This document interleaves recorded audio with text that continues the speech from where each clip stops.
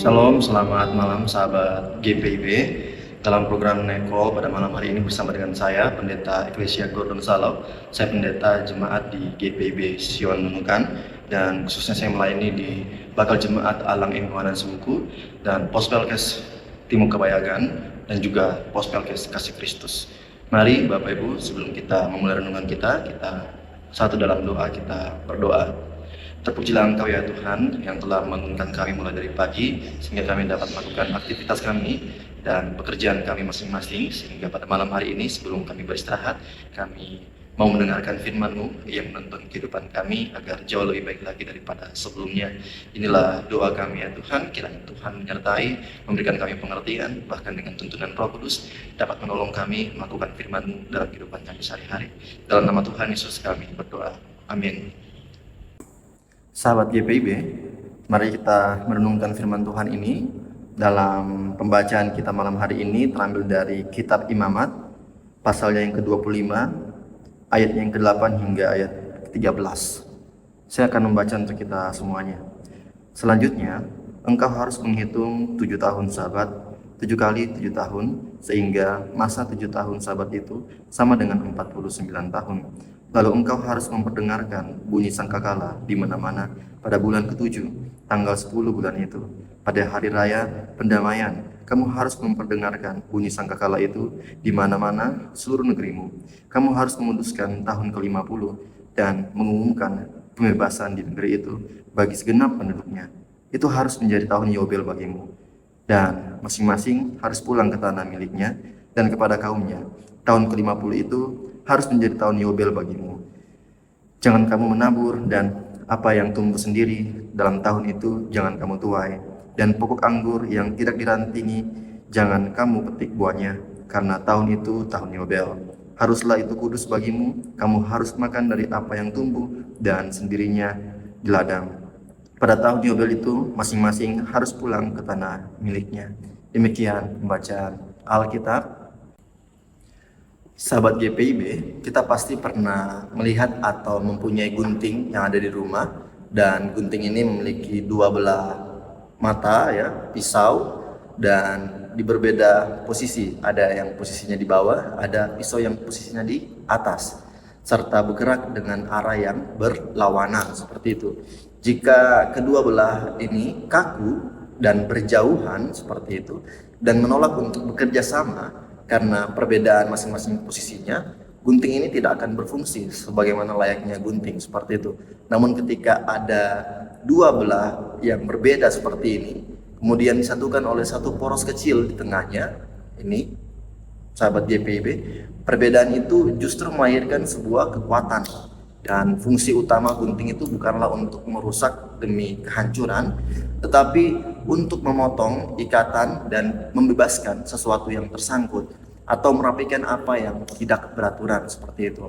Di dalam kehidupan kita mungkin seringkali seperti bilah-bilah gunting ini ya.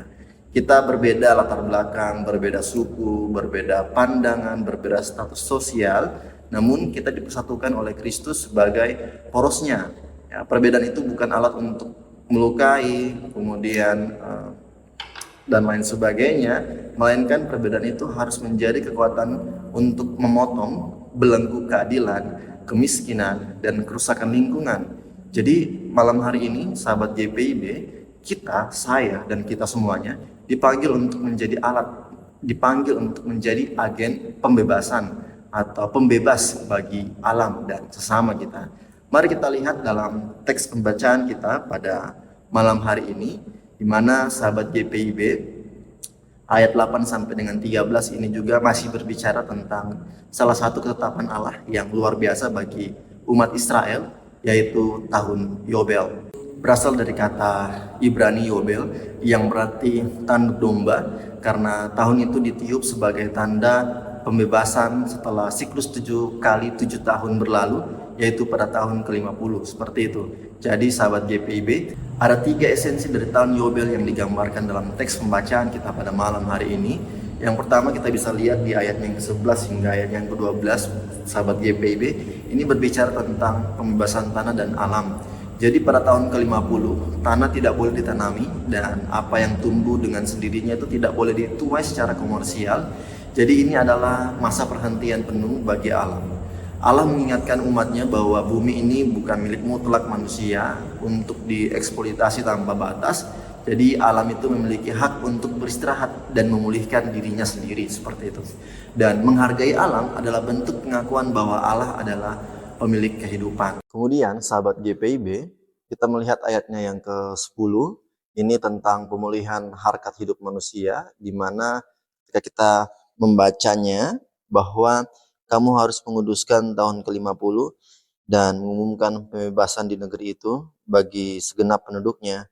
Dan pada tahun Yobel, sahabat GPIB, semua budak itu harus dilepaskan dan orang-orang yang kehilangan tanah warisannya itu harus dikembalikan kembali. Mungkin karena kemiskinan, utang, mereka harus menerima kembali apa yang mereka punya seperti itu.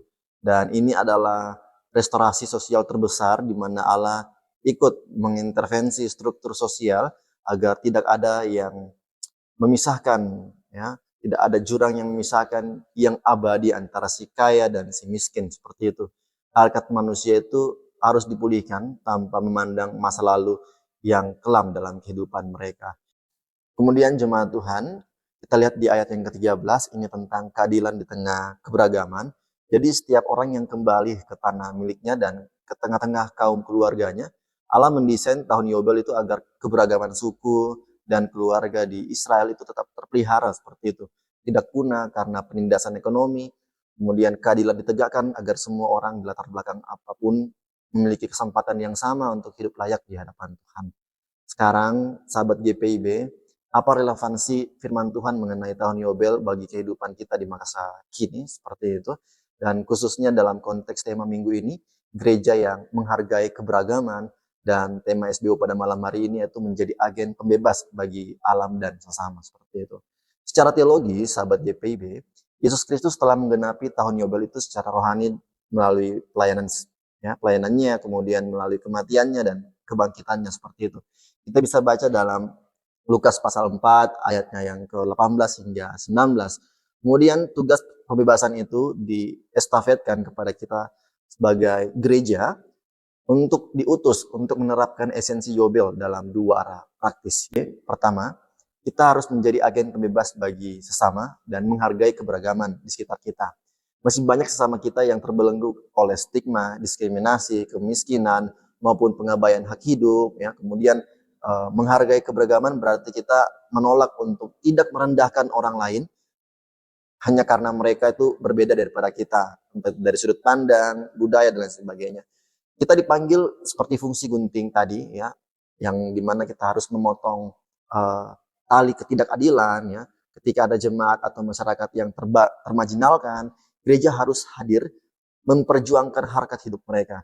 Jadi jangan sampai perbedaan suku, status sosial, perbedaan pendapat, dan tingkat ekonomi bahkan itu membuat kita itu membangun tembok pemisah di dalam gereja. Kemudian yang kedua, saya dan kita semuanya, sahabat GPIB, dia akan diajarkan bagaimana kita harus menjadi agen pembebas bagi alam. Jadi alam ciptaan saat ini sedang menjerit karena keserakahan manusia, kemudian polusi, kemudian pemanasan global, kemudian kerusakan ekosistem. Itu adalah bukti bahwa manusia gagal mengizinkan alam itu beristirahat seperti itu. Sebagai agen pembebas, kita seharusnya mempunyai langkah konkret di mana kita bisa memulai hal itu kecil-kecil di rumah seperti itu, seperti mengurangi sampah plastik, sahabat GPIB, kemudian juga menghemat air, menghemat listrik, dan tidak membuang sampah sembarangan, serta merawat tanaman, lingkungan sekitar dengan indah seperti itu. Dan menyelamatkan alam itu adalah tugas iman kita, bukan hanya sekedar opsi moral. Jadi sahabat GPIB yang diberkati oleh Tuhan, ingatlah kembali pada ilustrasi gunting tadi yang kita bahas di awal. Ya. Kita semua adalah bilah-bilah yang berbeda seperti itu. Ada bilah yang di atas, ada bilah yang di bawah. Tetapi di dalam tangan Sang Pencipta, kita disatukan untuk sebuah misi pembebasan yang mulia.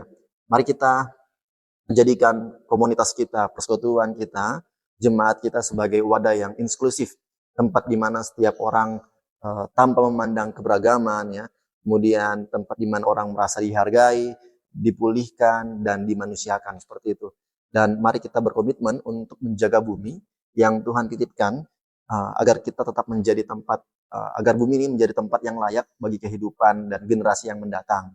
Jadi sahabat GPIB, selamat merefleksikan firman Tuhan pada malam hari ini untuk kita lakukan dalam kehidupan beriman kita, dan jadilah agen Allah bagi alam dan sesama.